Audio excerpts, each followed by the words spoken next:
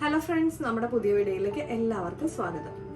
നമ്മുടെ ഇന്നത്തെ റെസിപ്പി എല്ലാവർക്കും ഇഷ്ടപ്പെടുന്ന ഒരു ചമ്മന്തിയുടെയാണ്.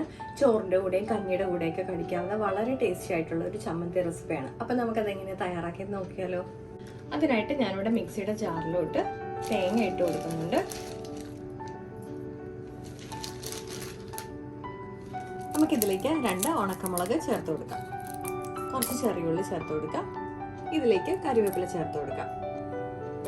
ഒരു ചെറിയ കഷ്ണം പുളിയും കൂടെ ചേർത്ത് കൊടുത്തിട്ടുണ്ട്. നമുക്കിതിനെ ഒന്ന് ചതച്ചെടുക്കാം. ഞാനിപ്പോൾ ഇവിടെ ഇങ്ങനെ ഒന്ന് ചതച്ചെടുത്തിട്ടുണ്ട്. നമുക്കിതിലേക്ക് ആവശ്യത്തിനുള്ള ഉപ്പ് ചേർത്ത് കൊടുക്കാം. ഇതിലേക്ക് നമുക്ക് ലേശം മുളക് പൊടി ചേർത്ത് കൊടുക്കാം. ഒരു നുള്ള് വെളിച്ചെണ്ണയും ചേർത്ത് കൊടുക്കാം.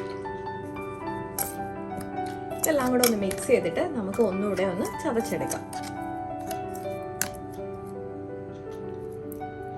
അപ്പൊ നമ്മുടെ ചമ്മന്തി ഇവിടെ തയ്യാറായിട്ടുണ്ട്. ഭയങ്കര ടേസ്റ്റിയാണ്. അതുപോലെ തന്നെ കഞ്ഞിയുടെ കൂടെ ആണെങ്കിലും ചോറിന്റെ കൂടെ ആണെങ്കിലും ഇപ്പൊ നമുക്ക് ദോശയുടെയോ അല്ലെങ്കിൽ ഇഡലിയുടെ കൂടെ ഒക്കെ പറ്റിയ ടേസ്റ്റി ആയിട്ടുള്ള ചട്നിയാണ്. അപ്പോൾ എല്ലാവർക്കും ഇഷ്ടപ്പെട്ടിട്ടുണ്ടെങ്കിൽ ഫീഡ്ബാക്ക് കമന്റ്സ് വഴി അറിയിക്കണേ. ലൈക്ക് ചെയ്യാനും ഷെയർ ചെയ്യാനും സബ്സ്ക്രൈബ് ചെയ്യാനും മറക്കല്ലേ. മറ്റൊരു വീഡിയോയിൽ കാണും വരെ നന്ദി, നമസ്കാരം.